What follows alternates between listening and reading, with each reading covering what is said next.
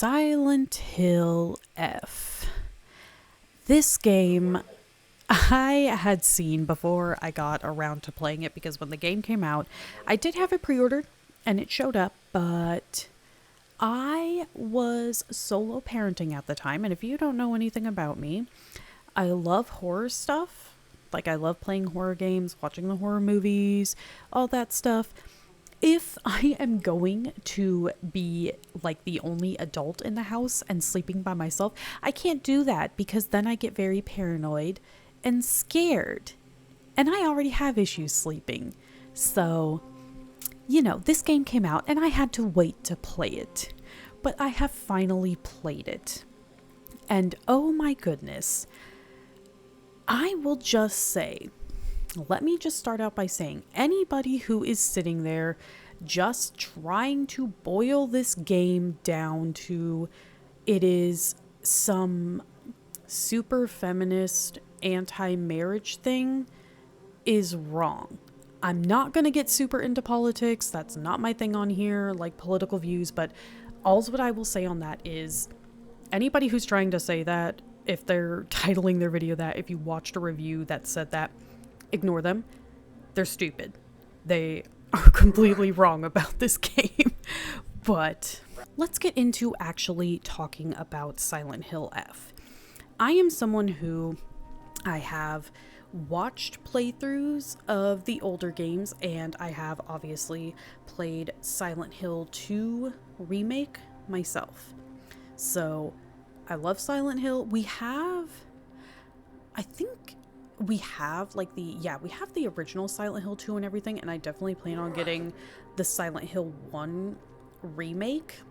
And I will say, so I had not played these games when they were first coming out and everything, because I didn't like horror stuff until later in life, so I was way too freaking scared. There was no way I was playing any of this, but this is coming from someone who I have been a fan of Silent Hill, and yes, you can argue, oh, just watching gameplay, like watching a playthrough of the video isn't the same, and yes, there definitely is some truth to that of it's not fully the same, but I do still feel like I have plenty to bring to the table in that regard, because it can even be obvious with those old games, because I have played like older style games and everything, and so stuff like the tank controls, I know what I'm talking about with that, or what feels like quote unquote janky combat. I definitely know what I'm talking about with that. So to go into Silent Hill F, this game, obviously, it does not take place in Silent Hill. It takes place in a fictional town in Japan in the 1960s. So, big key things to keep in mind for the overall themes and everything, the psychological horror, all those aspects of this game. And I know a lot of people had a problem with, oh, it doesn't take place in Silent Hill. And the thing is, I think it's okay that the game wants to move out of Silent Hill. Yeah, it can still be in the Silent Hill series, because one, it has all the trope type things. You got the fog / kind of the other world. You have the psychological horror aspect. I don't think it needs to specifically physically take place in Silent Hill to be a Silent Hill F game. And if you're a Silent Hill truther who wants to, completely rage and disagree with me on that, go for it. This is my opinion. I'm sticking to it. In this game, you play as... They never really mention her exact age and everything, and there's some stuff in the game that would indicate she is not actually a high schooler. She is probably a couple years or a year or so into adulthood, but in this game, you're playing as what appears to be high school-aged Hinako. Start the game, she's gotten into a big fight with her father and mother, so she leaves town to go and meet up with her friends, and it doesn't take long after meeting with her friends for shit to start going down. The fog comes, you gotta run away from the fog monster, everybody gets separated, and slight spoiler, but this happens in the first hour in the game, so not really, one of your friends does end up dying. So it is after you find that friend and, you know, lay her to rest, you then need to go meet up with your other friends. You also, obviously, as Hinako, because this is a Silent Hill game, end up anytime you get knocked unconscious and have like a headache, you get sent to the other world, which is not just a like reskinned kind of version of the town you're in, like with the old Silent Hill games. You actually get sent to a place that is like a traditional shrine place in Japan called the Dark Shrine. And how it works is there is still like the transformation kind of sequences of the town and the overworld, but they're taking place in like actually in the town, like it's happening. Like this is the version of town that you're in. Obviously, from there, I don't really want to say too much more because we'll start getting into spoiler territory. Although I'm probably going to talk a little more about certain stuff, although I'm not going to get super heavy into theories and dissecting everything because that is not the kind of videos I make. I love watching those kinds of videos, but that's not what we're here for. So let's just go talking into the gameplay of it. Obviously, you know, pretty basic third person behind the shoulder, you're walking around. I've seen some people say, oh, the combat is so janky, it's terrible. One, the combat is not terrible. And I will say this as someone who is not very good at video games, and I started on the story mode, which is like basically the normal. It's not really easy because when this game first came out, there were only like kind of the 2 modes, and then you could unlock into the fog difficulty.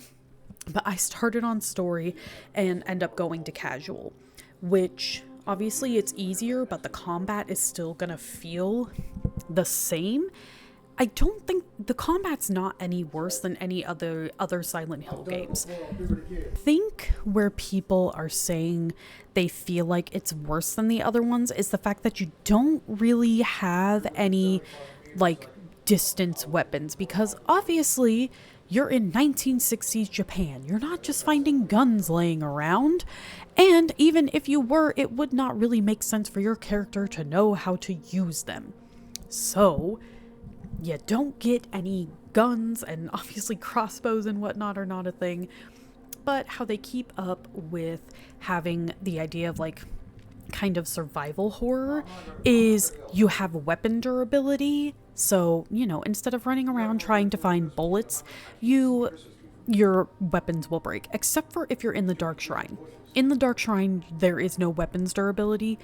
Just as a side note, this is only when you're in the town. And honestly, the weapons durability, it's like they're not bad. I was never struggling to, you know, like, oh, I didn't have any weapons, because you can find stuff to repair them. You can hold 3 weapons at a time. And again, it's a Silent Hill game that is meant to be inventory management. So obviously you are not going to fight every single enemy if you don't have to. You want to try to avoid fighting if you can. Although I had even seen someone say that they fought like every single enemy that they could and they still didn't have any issues with the weapons durability of like it felt too constricted. So just a small thing to keep in mind with that. You have your usual, you know, bunch of different health items. How healing in this game works a little differently is you have to hold down the R1. Yes, R1. And you then, you know, use chocolate bandage or whatever, and the animation has to play out. This is not a you go into like a pause screen and do it. You're doing this in combat when you pull up the wheel to repair a weapon or take a healing item or restore stamina or anything. It's happening then, so you have to make sure you have the timing right. You're backed up enough that your animation doesn't get interrupted, so you actually heal yourself or whatever. Now, thankfully, if the animation does get interrupted before you finish healing yourself, you do still have the item. So it's not like it's super unfair in that you lost your item and didn't even reap the benefits from it. So just something to keep in mind. As I was also mentioning, there is stamina. Stamina obviously only comes into effect though in combat when you're trying to hit or dodge. Now, if you do like a perfect dodge, which the timing is not terrible to do, I am just terrible at like parrying and dodging and getting perfect timing with it. That's my like Achilles heel in video games. I'm terrible at it, so I didn't necessarily get it too much, but you do have that to fully restore your stamina of if you do a perfect dodge.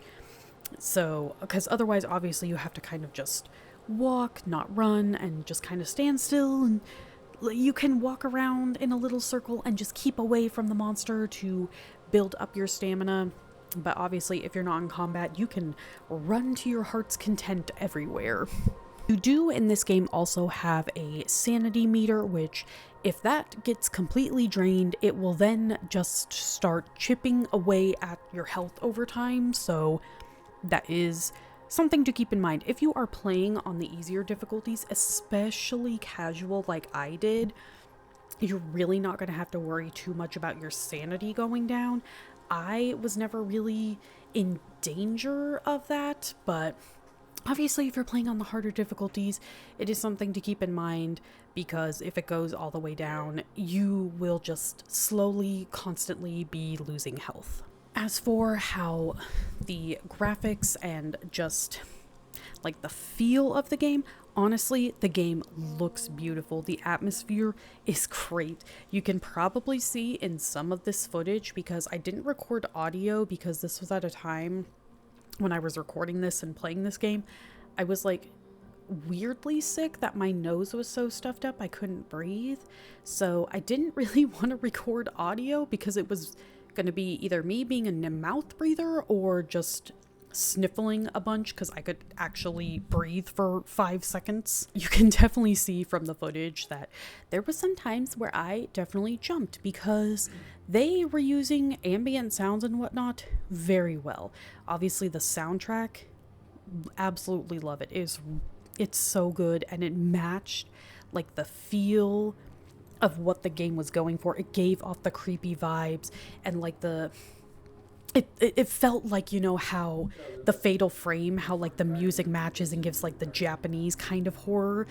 They definitely did a really good job doing that. And then in just the parts sometimes of wandering around where there was no music, and the way they just did the sound of like just noises happening, that it made me jump, and I was like, okay, what is happening? Even though I knew there was like this music crescendo sound cue that will play if an enemy is nearby and is spotting you, but it still made me jump. The noises still made me jump, because like I said, I was just sucked into the atmosphere. The game looks so beautiful, and even though it's, you know, a creepy, scary horror game, it's still so, like, it's good to look at, and you want to explore it. Like, you enjoy walking around, if that makes sense, as much as you could enjoy walking around in a horror game, that is. I honestly, like I was saying at the beginning of the game, I've been heaping praises on this.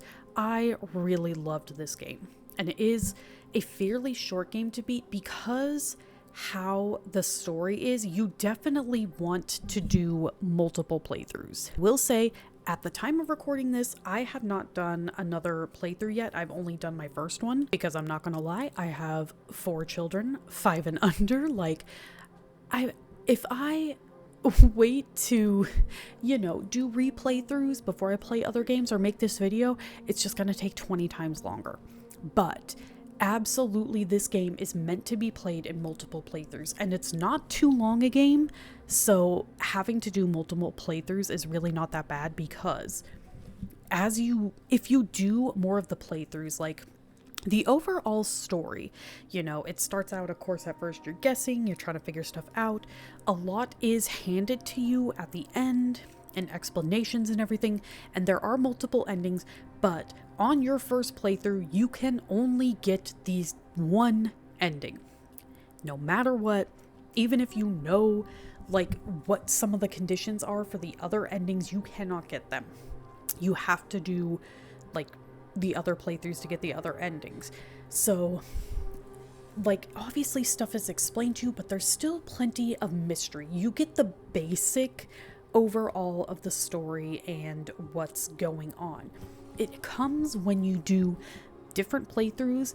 You will get different cutscenes added on, like even before the ending, and you will be able to find different notes and whatnot that explain more of what is going on.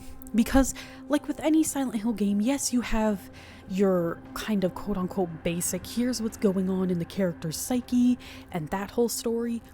This game especially, there is definitely a lot more to it. So it is something, like I said, definitely want to do multiple playthroughs of this, and I do plan on going back at some point and doing more playthroughs, because one, I enjoyed my time with this game anyway, and two, it'd be fun to actually play through and get these other endings. But anyway, I hope you all enjoyed this video. If you did, go ahead and leave a like down in the comments. Let me know maybe what your favorite Silent Hill game was, or what you even thought of this game. This is still a fairly new game, at least at the time of posting this, so be careful with posting any spoilers in the comments, please. You know, just make a note that there is spoilers and everything. If you want to see more videos like this, go ahead and hit that subscribe button. I try to upload every Friday, but as of right now, that's not necessarily always going to happen, but I do my best. Any uploads that are happening will happen on Friday. I have my Twitch, Instagram, Twitter, should have, I think, my TikTok now, all linked down below if you want to follow that stuff. On Instagram and TikTok is a little bit different stuff, but I'll probably end up incorporating games and everything a little bit into it, into just, you know, talking about daily life stuff. But anyway, I hope you all enjoyed this video, and I will see you in the next one. Bye!